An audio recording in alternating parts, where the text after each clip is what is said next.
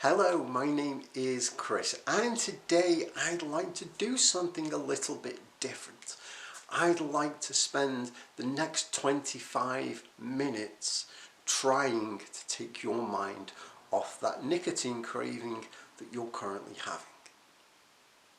Now, whether I'm successful or not in that is up to you and where you let your thoughts go and what you decide to do after this video. But I'm at least going to try and just take your mind off that craving for the next 25 minutes. Why 25 minutes? Because that's a typical amount of time that most longer cravings tend to last for. Some can last a little longer, some may last a little less. But 25 minutes is a good amount of time, at least, to give us an opportunity to think about something else. And that's what I want to do today. Is I'm not going to spend 25 minutes talking at you about cravings, because that's not going to take your mind off it at all. Instead, I'm going to just talk to you and see what happens. And that's the really interesting part about this, is that normally when I make a video, I either write notes or I'll mentally rehearse what I'm going to say to you. Today I've done neither. I've turned my camera on and started talking. And as I say this now, I have no idea what's going to come later in the video. I will say to you that the reason why I thought this video might be a good idea is last week I made the video about here's a reminder that you don't need that cigarette. And it was kind of me reaching out to hold your hand if you're quitting smoking but thinking about picking up a cigarette. It was, let's just get through the next 5 minutes, whereas this is my attempt at holding your hand if you're not necessarily thinking about a cigarette but just really very much aware that you are quitting smoking right now and feeling it physically in your body as well as your mind, feeling the feelings that we go through on this journey to health and happiness and freedom and joy. Feeling very much that this is part of the process. And it can be tense sometimes.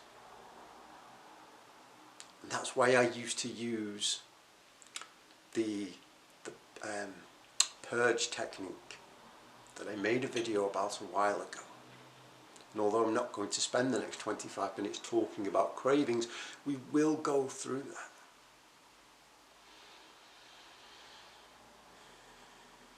I've been talking a lot lately to members of our Finding Freedom Facebook group about sometimes the best way out is through.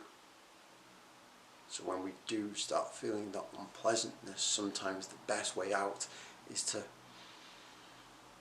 take a deep breath, breathe through it.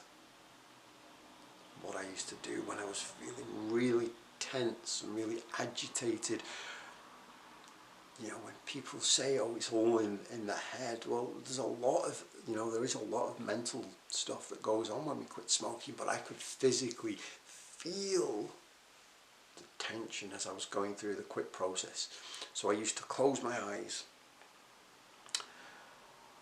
and I would visualize that what I was feeling was part of the process of all the gunk, all the tar, all the poison leaving my body.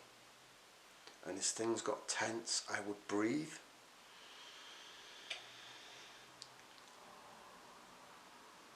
And I would imagine all that negative stuff that I put into my body rising through my body, travelling down, and I imagined it all coming together at the point where I felt most tense. So like in my fingers and in my toes, and then I would imagine it leaving my body and evaporating into the air. That didn't necessarily make it pleasant. But what it did was it made those unpleasant feelings part of my process, part of my journey. I could tell myself, oh my goodness, this is a really positive thing that I'm going through. Even though it doesn't feel good, what's going on is I'm cleansing, I'm healing, I'm repairing. And that to me made the process tolerable. Going through that feeling, that sensation, that visualization of all the bad stuff that I put into my body, moving through and out of me, helped me to remember that what I was going through was a good thing. Even if it didn't always feel like it was a good thing.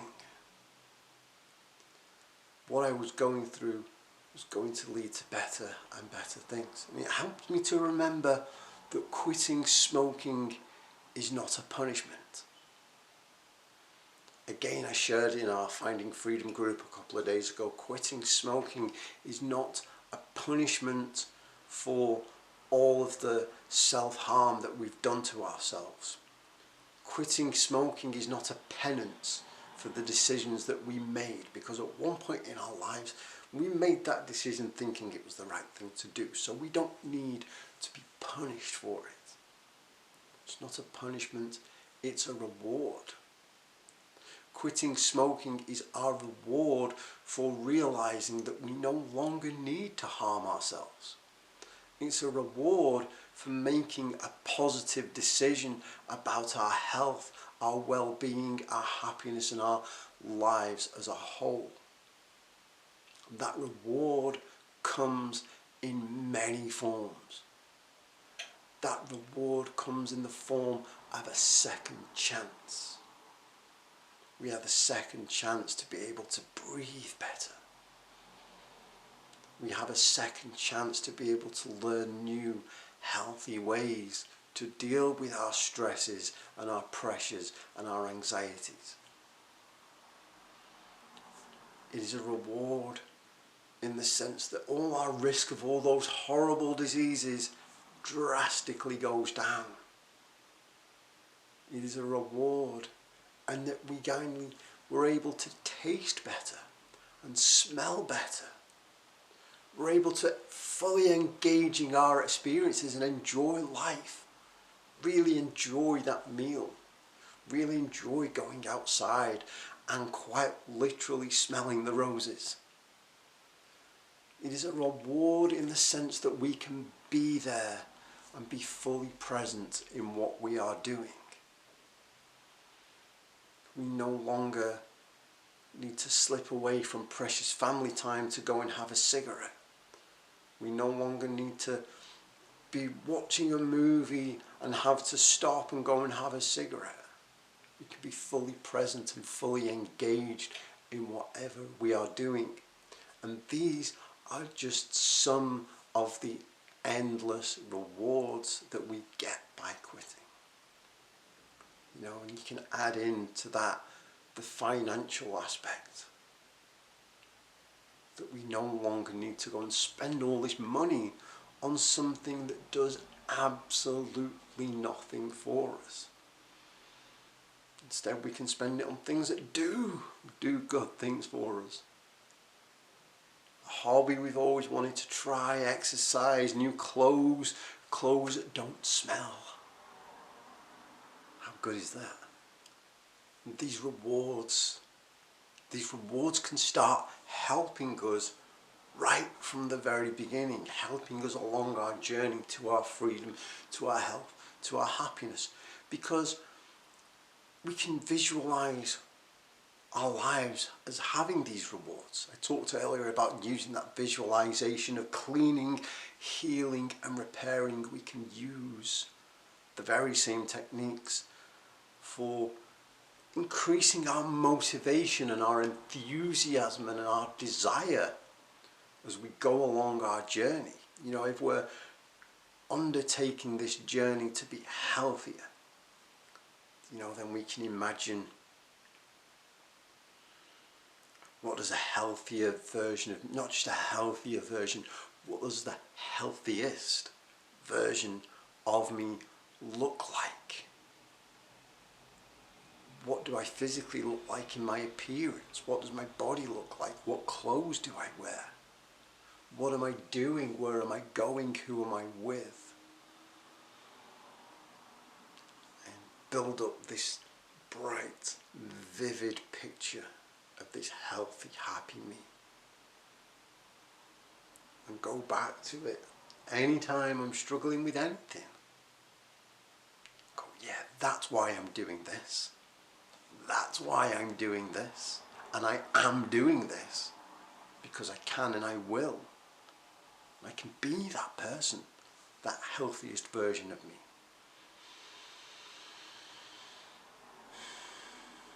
And the good thing about this visualization process as well is that when we get to it, it will be natural for us. It will be the easiest thing in the world for us to embrace, because the thing about visualization is that the mind can't tell the difference between imagination and reality. I learned so much about that doing my hypnotherapy course, about the power of visualization, because the mind can't tell the difference. So we can mentally rehearse these things. And this can help us in so many ways. Think about how we deal with stressful situations, how we deal with our stresses and our pressures and our anxieties.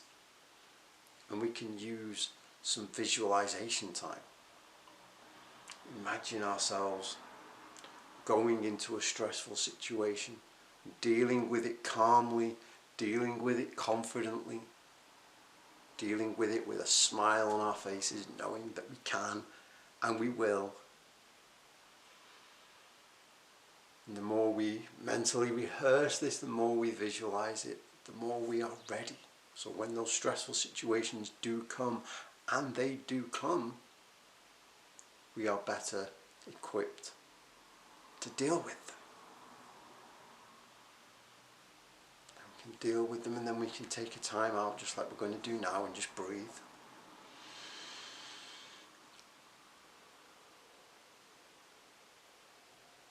And again, because that feels so good.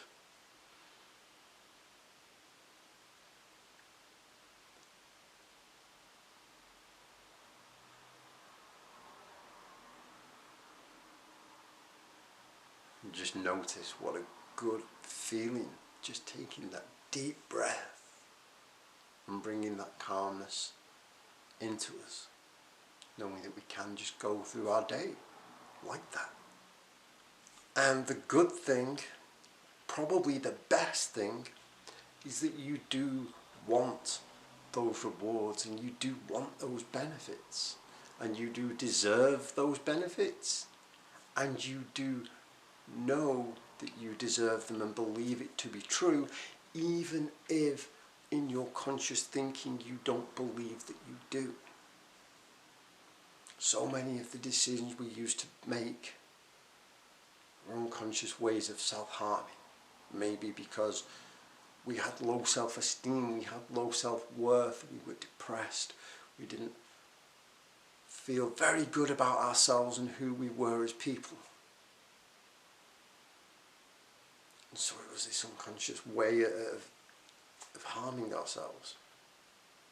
And then when I say that no longer serves us, and what serves us now is moving towards the freedom, the health, the happiness that we deserve, it might be tempting, if you still have low self-worth, if you still have low self-esteem, if you are struggling with depression, it might be tempting to say that's not true. I don't feel that I am worthy of freedom.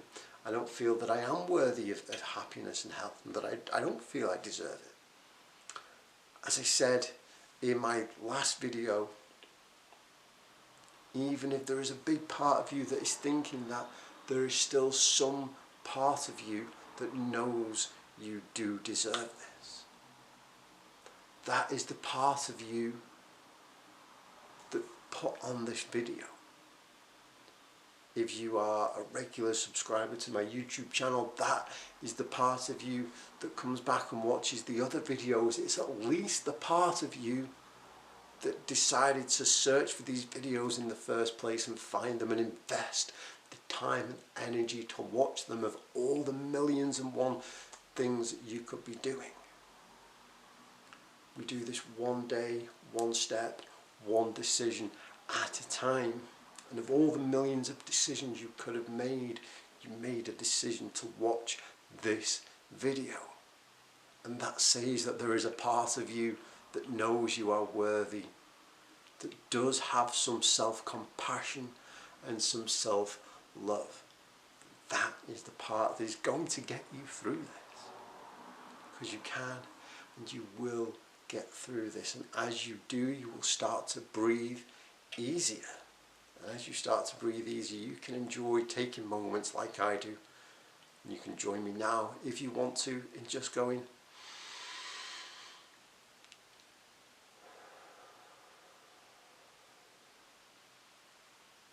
and another breath.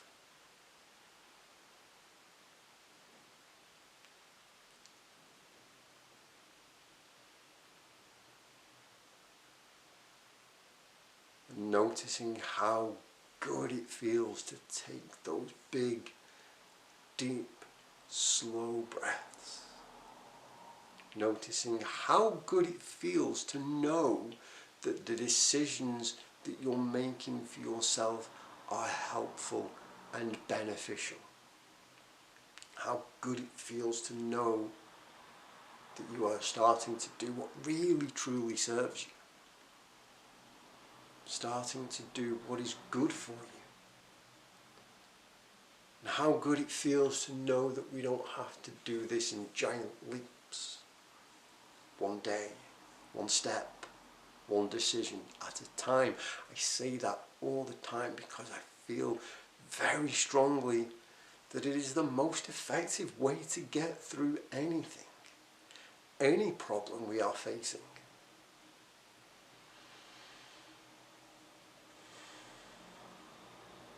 Any decision that we have to make, we can make confidently and calmly, knowing that there is some part of us that has our own best interests at heart. Just as, if we were tasked with looking after a child, as I'm sure many of you are parents, you think about your child.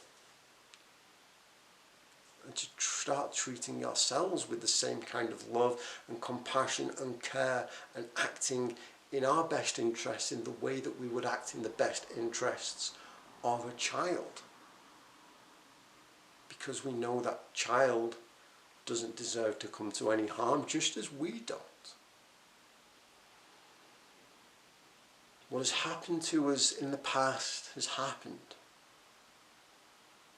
All the decisions we might have made, whether they were helpful or unhelpful or not, we can't change them, but we do have this wonderful opportunity now to make new decisions, to make more helpful decisions. Knowing that at the time, decisions we may have made in the past may have seemed like they were helpful to us. We didn't consciously make decisions to harm ourselves in that way. We made a decision because we thought that what we were doing was benefiting us in some way.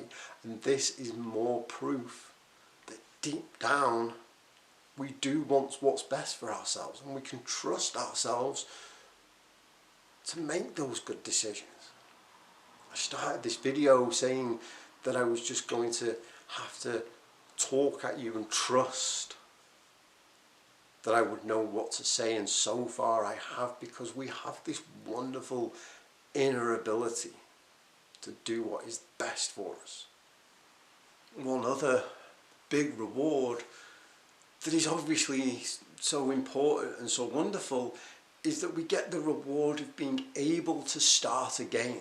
We get a brand new start, a second chance. It's a second chance to do something different, something we may have never done before. We can, for example, create a whole new routine. We can fill our days with things that nourish us, that make us happy, or that just at least help us get through from one end of the day to the next. We can spend all the extra time we have formulating a new hobby, a new passion, new interest, put the money towards it. This is not the end, it is only the beginning, and there are so many exciting opportunities ahead to do things differently. Doing things differently can be scary, but can also be very, very exciting, especially if we take that same approach one day, one step, one decision at a time. Experimenting, seeing what works for us, seeing what makes us feel good, trying things we may have never done before, and knowing that if something doesn't quite feel right for us, it is okay to drop it and move on to something else. If something is not serving us, if something is not working for us, it is okay to drop it and do something else, and we are more than capable. We already proved to ourselves that we have everything that we need to be able to drop it and move on. And think about all the wonderful different things that we can do instead. The possibilities are practically endless. And as you and I spend more time together today, you might be starting to get into the frame of mind where you're thinking about what you're going to do next. Whether that's watching another video, whether that's going outside and taking a walk, whether it's doing some exercise, doing a creative project, even just cleaning the house. Starting to maybe think about what you're going to do next. And I'd like to remind you to do it gently and kindly and breathe through it. Especially if you're going outside to go for a walk, to take a nice deep breath. And you can take a breath like I do, which is just in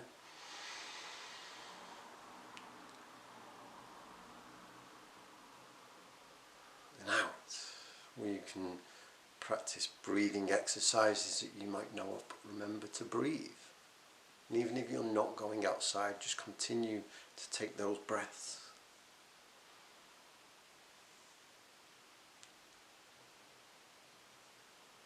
Go through it and enjoy whatever it is you're going to do next, and start to experience some of that freedom and some of that happiness that is yours.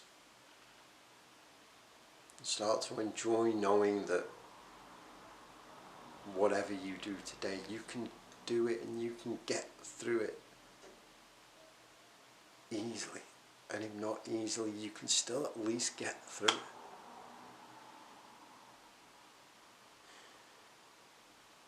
Let's take a deep breath again. Because sometimes it's even okay to just do nothing. Sometimes it's okay to just take time out and rest. The decision that we made to go on this journey was a really helpful one, but it can take a physical toll on us because our bodies, these amazing bodies, are doing all kinds of wonderful things to restore the health that is ours. Working really hard to restore the health that is ours, sometimes that can be tiring, and therefore sometimes it is okay to just take a rest.